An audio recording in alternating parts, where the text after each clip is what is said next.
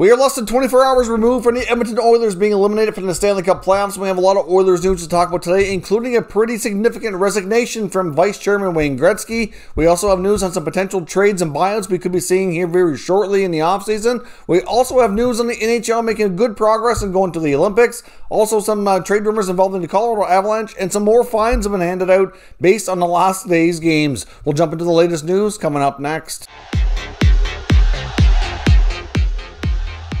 Welcome back to another video here at Top Shelf Hockey. Now, as I mentioned, we have a variety of things to talk about here today. Before we jump into the more significant news, a couple of fines were handed out to more NHL players. We've seen this quite a bit so far in the first round of the Stanley Cup playoffs. The Tampa Bay Lightning have two players that were fined, including Pat Maroon and Ryan McDonough. McDonough was given a fine for cross-checking against Mason Marchment, and Maroon was given a fine for unsportsmanlike conduct for causing a big, I guess, a little bit of a skirmish at the end of the last game.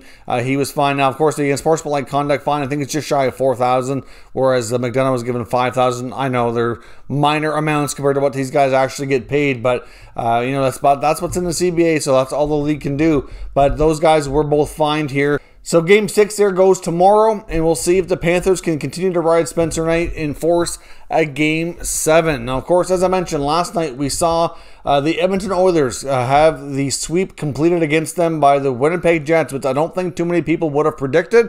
I'm sure there were people out there who picked the Winnipeg Jets to win. I have no doubt about that, but I don't imagine there'd be too many who predicted they would do it in such convincing fashion here in a 4-game sweep. Now, even though it was a 4-game sweep, I must say the games were really close. 3 or 4 went to overtime, and really, it's not like the Oilers were embarrassed or really, badly outplayed that bad. It was just, the Jets were certainly the deeper team. They get better goaltending, and, there's some small differences, but those small differences were actually quite, significant, really. Like Mike Smith, I thought, for the most part, played well, but there was a couple of goals that he let in that he just has to have. There's just no doubt about it, including the series clincher in triple overtime by Kyle Connor. It wasn't a terrible goal by him, but still, that's one he's got to have.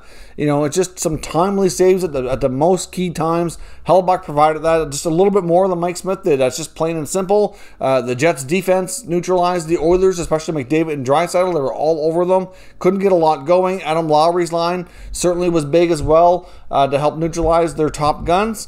And at the end of the day, the deeper Jets team on the forward group, especially here, kind of came through and just put the puck in the net a few more times. Like Nick Ehlers was a big factor as well. And even though we're not even a full 24 hours removed here from that game completing and the series being over, we have a lot of Oilers news here to talk about here today. Now, of course, the one thing that was a bit of a positive that was, the only real good news story that came out of this is, after playing as much as he has in that last back-to-back, Oilers defenseman Darnell Nurse actually became a dad for the first time today. He and his wife had their first child delivered today. So you can imagine how exhausted he was after all the minutes he's played in the last 2 games. It's ridiculous, especially in the last game, triple overtime. The Oilers basically benched 2 defensemen with Cuckoo and Bear really kind of stapled to the bench. Nurse was playing a lot. At one point, he had a shift that was just shy of 5 minutes. It was like 4:47 or 4:48 or something like that. Last night, it was pretty insane, but he seemed to be handling it well considering, but at least that's one bright spot here today. But of course, the other big news we got is that Wayne Gretzky, vice chairman of the Oilers, has resigned from his position effective immediately. Now, he was mentioning some lifestyle changes in the letter that he put out here announcing this decision, and he also made on to say that, obviously, he couldn't dedicate the time that was necessary for it, etc. And there was already a lot of talk about, 3 or 4 weeks ago, back when the NHL was announcing more of the TV packages for next year between ESPN and TNT, once they were both officially made public, that Gretzky was likely heading into like a TV analyst role with TNT. There was a lot of talk about this. I'm not sure if I talked about it on the channel, but I know I talked about it a lot on social media. We had some sources providing some information that way that seemed to be pretty credible in that regards, and looks as though they're right. Wayne Gretzky appears to be heading to TNT according to the New York Post. So we'll get official confirmation on this likely tomorrow. but he's going to be like a lead analyst for TNT in a similar type of role as Charles Barkley is on the NBA side of things. And it's also believed that Charles Barkley played a role in recruiting Wayne Gretzky to come to TNT. So obviously Barkley's a big name in basketball, one of the most well-known commentators out there as well. He and Shaq are, quite known for their banter, and certainly, it can be quite entertaining and funny to listen to at times. Obviously, I'm sure Gretzky will have a slightly different approach here. I don't see his personality being the same as Chuck's, but still, similar type of role. Now, they don't have a lot of their in-studio, hosts and stuff lined up here, at least officially, publicly yet, so we'll have to see who he's going to be working with, but it's believed that they're going to be paying him around $3 million a year. So, it's certainly, I don't know if we can call it a big blow to the Oilers. He was certainly there as, more of a mentor, advisor type role. But, obviously he's the greatest player to ever play the game. And for him to not be involved with the Oilers is certainly, an end of an era there, and certainly a fairly big blow to the organization. So we'll see what that means for them going forward. If they're planning to bring anybody else into the fold or not, I'm not really sure. But exciting times for Gretzky to be trying something completely different that we haven't seen from him before, and see how things go in that regard. Now, in other Oilers news, there's already a lot of talk about how are they going to bounce back next year? What does Ken Holland need to do this offseason? Well, a couple of things are apparent here. They have some pretty significant contracts that are expiring, and they have to make decisions on either signing or replacing those players. They have about $22 million in cap space, but they have Ryan Nugent-Hopkins, who's a free agent coming up here. You've also got Tyson Barrie, who's another pretty significant name there as well. And you have also got defenseman Adam Larsson. You can't really, downplay his importance to the blue line of the Edmonton Oilers. So I know there was some talk before about Larsson making good progress on contract talks, but it's believed at this point that the Oilers and Barrie haven't really had much for conversations, and that they're quite a far ways apart with Ryan Nugent-Hopkins. I've seen reports earlier today indicating that the two sides are still have a wide margin to close if there's any hope of keeping Nuge in the fold here to be an Oiler, for the latter part of his career. Nuge himself said that his intent is to stay with the Oilers, and I wouldn't expect him to say anything different, but, you have to think that with the direction of this team, and there's some glaring holes that, they might not bring all these guys back. So it's certainly difficult to say. I mean, Tyson Barrie might have priced himself out of Edmonton, had a fantastic regular season, put up a ton of points. He's going to be getting a lot of interest out there. Didn't really do a lot in the playoffs, in my opinion, but, still, at the same time, he's going to get paid well. You know that, based on how he did in a regular season. He certainly revitalized his career. As much as they'd probably like to keep him, I'm sure he'd probably like to stay. I'm just not sure financially they can make that work. And they do need to bring in guys like Bouchard and Broberg and start getting them more into the lineup here. Now, Larsson, on the other hand, like I said, he's more likely to stay and re-sign. One of the other big questions that they need to address is goaltending. There is belief, according to the fourthperiod.com and Dave Pagnotta, that the Oilers, with 1 year remaining on the contract of Mikko Koskinen, are likely going to buy him out. I mean, they just can't trust him to be a starting goaltender, even though he's getting paid much closer to a starting goalie than he is a backup. So the contract is not good. And from the moment that Peter Chiarelli signed that contract with him before he was fired, I mean, everybody knew it was an albatross. He had a small sample size with the Oilers. Didn't do too bad, and you get this longer-term deal. It's a fairly good money. I mean, it just was kind of stupid, in my opinion, of why they jumped the gun on that. But he was going to be a free agent at the end of the year. And they just decided that that's what they were going to do, which to me was just mind-blowing. But anyways, either way, it's been an albatross ever since. Now, I think they're open to bringing back Mike Smith, assuming he wants to continue playing, and you have to think he probably does. But the only thing is with Mike Smith, I'd be cautious on the money. He had a really good regular season, and it's at this point, I don't know what he's going to want for a contract next year, but I would be much more comfortable having him with another goalie who can play a big workload. I think it's fair to say Smith was probably pretty tired down the stretch, having to play so much in the regular season and take the workload in the playoffs at his age. He's still in good shape, still a good goalie, but would you think the Oilers would prefer to have somebody with him that they can trust to put in there to take the pressure off? And they don't have that with Koskinen. So if they buy him out, it's believed that they would likely be looking to make a deal with Columbus. We know that the Jackets certainly would like to trade one of their goalies between Korpisalo and Elvis Merzlikins, and they were reported to have interest in one or both of those guys in the offseason. Now, not quite clear which one would be the preferred guy for the Oilers to go after. I believe it was rumored they were more interested in Korpisalo, but that could change, obviously. But the Jackets are a team that would make good sense for for Edmonton who could possibly hook up here on a possible deal. I mean, the Oilers have more than enough forwards. They could probably part with a younger forward prospect in exchange for a goalie. Maybe it's a draft pick in there too. I don't know, but they wouldn't take. It's not going to be that much of a huge package, I wouldn't think. But I would think Columbus is going to want some scoring help.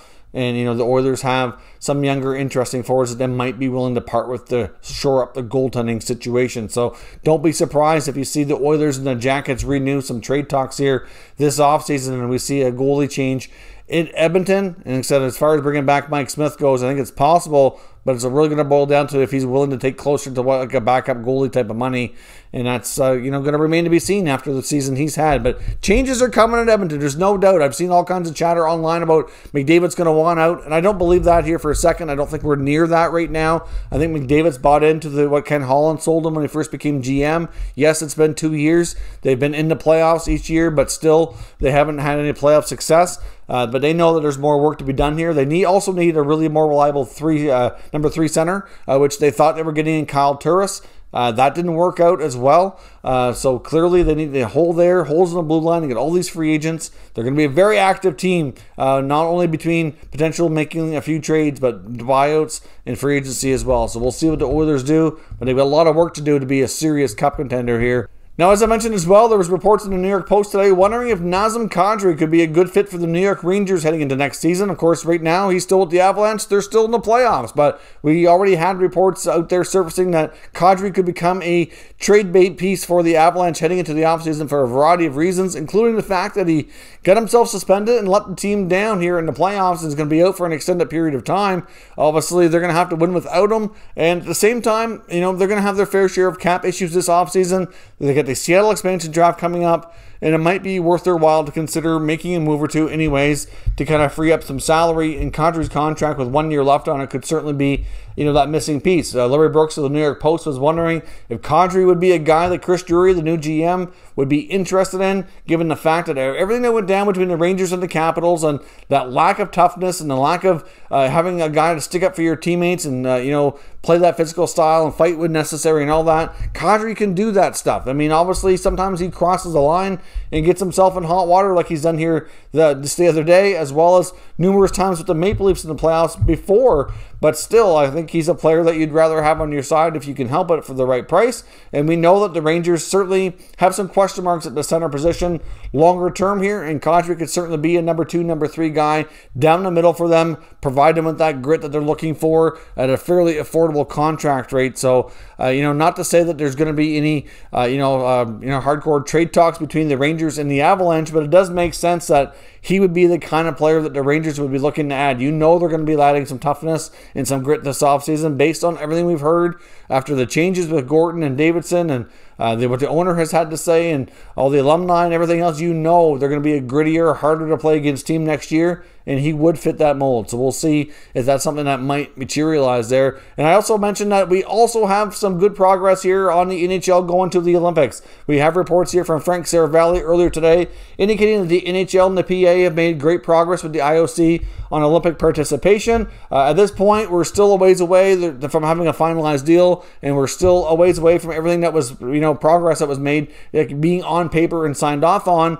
It's at this point just verbal conversations, but it's believed that the IOC has agreed on the funding for the travel and insurance, etc., which is a major hurdle and one of the big ones that the NHL has had issues with in the past when sending its players. So that's really good news. It's a big step forward. But like I said, there's still work to be done. I know another big factor that the NHL is looking for is for some rights to the footage to be able to put together clips and packages to promote the game in various ways as well. And so obviously at the Olympics, they don't own the rights to the footage. It's different when they have their own league games that they can do what they want with, right? So they clearly would like to have some rights in that regard to be able to promote the game and their players, which totally makes sense. And we'll see if that part can be worked out. But it's still, it is a very good news day and making some progress to getting the NHL to the Olympics being more of a reality. We know the NHL and the PA made an agreement as part of their return to play in the CBA extension that they were willing to go if everything could be worked out, but it's a lot of that's beyond their control. But it's nice to see that the IOC is playing ball. They want them to be there, obviously, as well, and that we made some good progress to making it happen. So let me know your thoughts on what we discussed here today down in the comments, and we'll discuss further. If you're new to the channel, make sure you subscribe and stick around. We'll keep you up to date with all the latest news on all 32 NHL teams. Thank you for watching, and I'll catch you next time.